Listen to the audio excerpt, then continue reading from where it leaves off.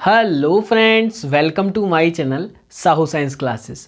तो फ्रेंड्स, आज की video class 12th UP board वालों के लिए बहुत ही ज़्यादा इंपॉर्टेंट होने वाली है, क्योंकि आज की वीडियो में हम देखने वाले हैं मोस्ट इंपॉर्टेंट टॉपिक, जो कि है विद्युत चुंबकीय प्रेरण। जी हाँ, विद्युत चुंबकीय प्रेरण की इस घटना को हम बहुत ही ईजिली समझने वाले हैं। एक स्टोरी के माध्यम से पूरा मैं आपको समझा दूंगा।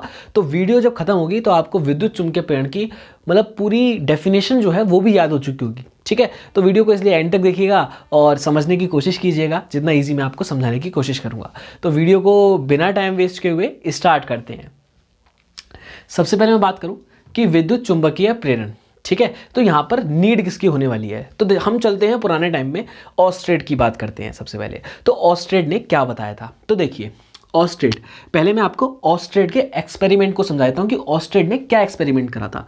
ऑस्ट्रेड ने क्या करा था, एक चालक तार लिया, ये इस तरीके से उन्होंने एक चालक तार लिया और चालक तार में उन्होंने क्या करा था, चालक तार में उन्होंने करंट प्रवाहित कर दिया। ठीक है, क्या करा उन्होंने, करंट को प्रवाहित कर दिया इस तरीके से। और जब करंट प्रवाहित कर दिया तो इस चालक तार के नजदीक वो क्या लेके आए, वो चुंबकीय सुई को लेके आए। किसको लेके आए, चुंबकीय सुई को, जिसके पास N होता है और S होता है। अब जब वो चुंबकीय सुई को लेके आए तो उन्होंने ये पता किया, ये उससे पता चला कि जब चालक तार में करंट प्रवाहित हो रहा था, जब करंट प्रवाहित हो रहा था तो ये चुंबकीय सुई हिलने लग गई।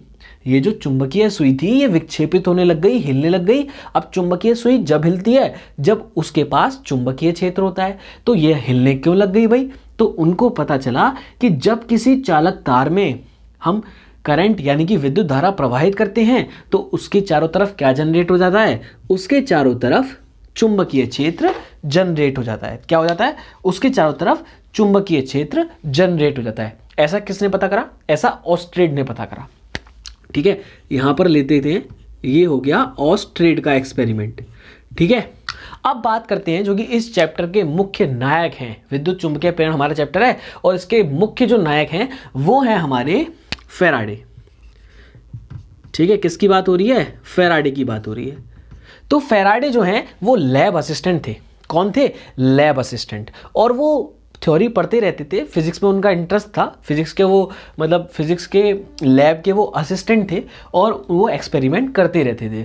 तो उन्होंने एक दिन ये सोचा कि ऑस्ट्रेड ने जो किया, क्या उसका उल्टा पॉसिबल है। अब क्या उल्टा, तो देखिए ऑस्ट्रेड ने क्या किया था कि वैद्युत धारा से चुंबकीय क्षेत्र उत्पन्न किया था। चुंबकीय क्षेत्र को हम B से डिनोट करते हैं। तो उन्होंने क्या करा था, ऑस्ट्रेड ने वैद्युत धारा से चुंबकीय क्षेत्र को उत्पन्न किया था। तो फैराडे के दिमाग में आया कि क्या हम चुंबकीय क्षेत्र से वैद्युत धारा उत्पन्न कर सकते हैं। क्या आया कि क्या हम चुंबकीय क्षेत्र से वैद्युत धारा उत्पन्न कर सकते हैं। कि ऑस्ट्रेड ने यह काम तो कर दिया कि वैद्युत धारा से चुंबकीय क्षेत्र उत्पन्न कर दिया, लेकिन क्या इसका पॉसिबल है उल्टा कि चुंबकीय क्षेत्र से वैद्युत धारा प्रवाहित हो जाए। तो बस इसी कोशिश में उन्होंने एक एक्सपेरिमेंट कर डाला। अब क्या कर डाला, आइए उसको मैं ध्यान से समझाता हूं। तो देखिए उन्होंने क्या करा, उन्होंने एक तार को ऐसे मोड़ा और उसकी बना ली एक कुंडली। तार को मोड़ के, तार को लिया और ऐसे करके मोड़ दिया और उसकी कुंडली बना ली। ठीक है, अब जब कुंडली बना ली तो उसके साथ कनेक्ट कर दिया गैल्वेनोमीटर को। किसको कर दिया, गैल्वेनोमीटर को। गैल्वेनोमीटर क्या करता है, गैल्वेनोमीटर धारा का संसूचक होता है, यानी कि ये बताता है कि परिपथ के अंदर धारा है, धारा प्रवाहित हो रही है या नहीं हो रही है, ये बताता है। ठीक है, तो ये देखो ये आकृति कैसी है, ये जो डोल होती है ना दूध वाली, उसके जैसी आकृति है ना। कैसी है, जो दूध वाली डोल होती है ना दूध वाली, उसके जैसी ये आकृति है। ठीक है, तो अब हम इसको देख सकते हैं। ठीक है, क्या देख सकते हैं, लाइक मैं आपसे बात करूं, देखो ये कुंडली जो थी वो इस तरीके की थी। मैं आपको बता दूं, उन्होंने तार को लिया और ऐसे मोड़ दिया था। उन्होंने तार को लिया और ऐसे मोड़ दिया था। अब उन्होंने करा क्या भाई, उसके लिए भाई उन्होंने बोला, ये चाहते क्या थे, ये चाहते थे कि चुंबकीय क्षेत्र से धारा उत्पन्न करना। क्या चाहते थे, चुंबकीय क्षेत्र से धारा को उत्पन्न करना चाहते थे। तो इन्होंने देखा कि ये लिया इन्होंने वायर, उसको मोड़ दिया और उसके बाद गैल्वेनोमीटर अटैच कर दिया। अब उन्होंने क्या करा, इन्होंने लिया चुंबक, क्योंकि चुंबकीय क्षेत्र उससे ही तो जनरेट होता है।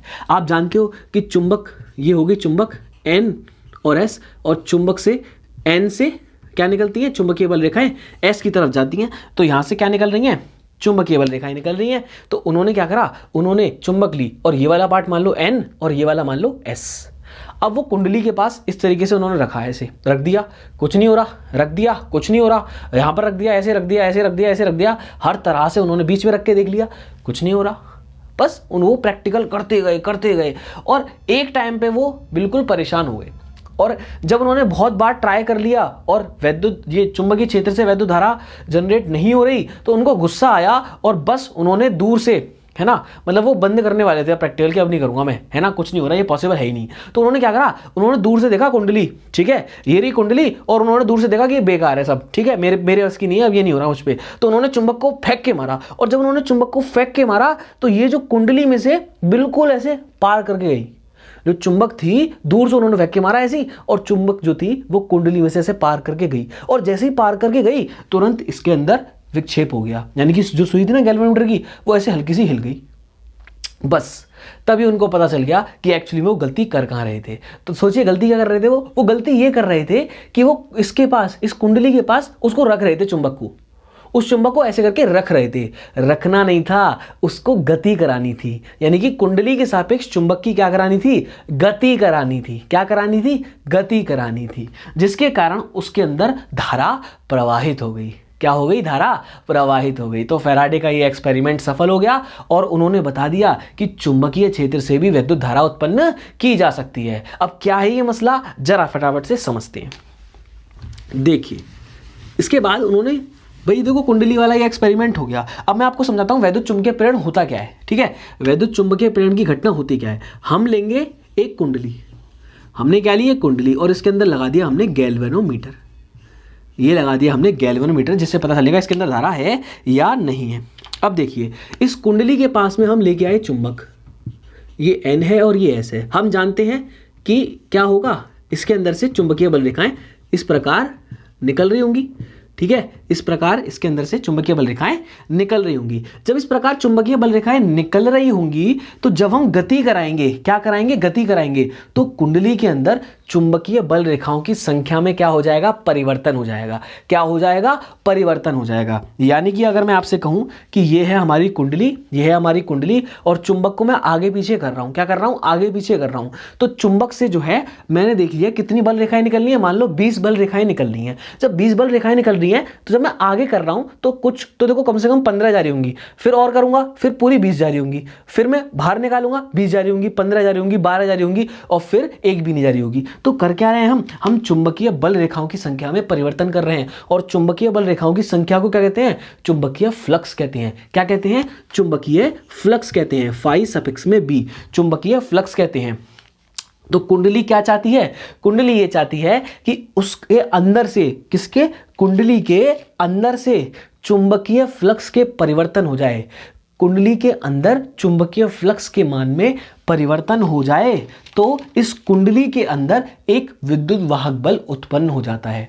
इस कुंडली के अंदर एक विद्युत वाहक बल उत्पन्न हो जाता है, जिसे हम क्या कहते हैं, जिसे हम प्रेरित विद्युत वाहक बल कहते हैं। क्या कहते हैं, प्रेरित विद्युत वाहक बल कहते हैं। और उस प्रेरित विद्युत वाहक बल के कारण, उस प्रेरित विद्युत वाहक बल के कारण परिपथ में एक धारा उत्पन्न हो जाती है, परिपथ में या कुंडली में एक धारा उत्पन्न हो जाती है, जिसे हम क्या कहते हैं, प्रेरित धारा कहते हैं। क्या कहते हैं, प्रेरित धारा कहते हैं। और इस पूरी घटना को विद्युत चुंबकीय प्रेरण कहते हैं। बोलो समझ में आया कि नहीं आया, क्या कहते हैं, विद्युत चुंबकीय प्रेरण। विद्युत चुंबकीय प्रेरण की डेफिनेशन क्या है, तो देखिए जब किसी कुंडली के सापेक्ष चुंबक की गति कराई जाती है, कुंडली के सापेक्ष चुंबक की गति कराई जाती है, तो कुंडली के भीतर एक विद्युत वाहक बल उत्पन्न हो जाता है, जिसे प्रेरित विद्युत वाहक बल कहते हैं। तथा उस प्रेरित विद्युत वाहक बल के कारण कुंडली में धारा उत्पन्न हो जाती है, जिसे प्रेरित धारा कहते हैं। और इस संपूर्ण घटना को विद्युत चुंबकीय प्रेरण कहते हैं। बोलो आया नहीं आया समझ में, ठीक है। तो ये हो गया हमारा पूरा कंसेप्ट विद्युत चुंबकीय प्रेरण का, और यही हमारी आज की वीडियो का सार था, यही हमारी आज की वीडियो का टॉपिक था। तो आई होप आपको विद्युत चुंबकीय प्रेरण की पूरी घटना समझ में आ गई हो। अगर समझ में आ गई हो तो वीडियो को लाइक करिएगा और आगे बताइएगा कि इसके आगे नेक्स्ट टॉपिक आप चाहते हैं या नहीं चाहते हैं। मिलते हैं ऐसे ही इंपॉर्टेंट नेक्स्ट वीडियो में, तब तक के लिए गुड बाय गाइज।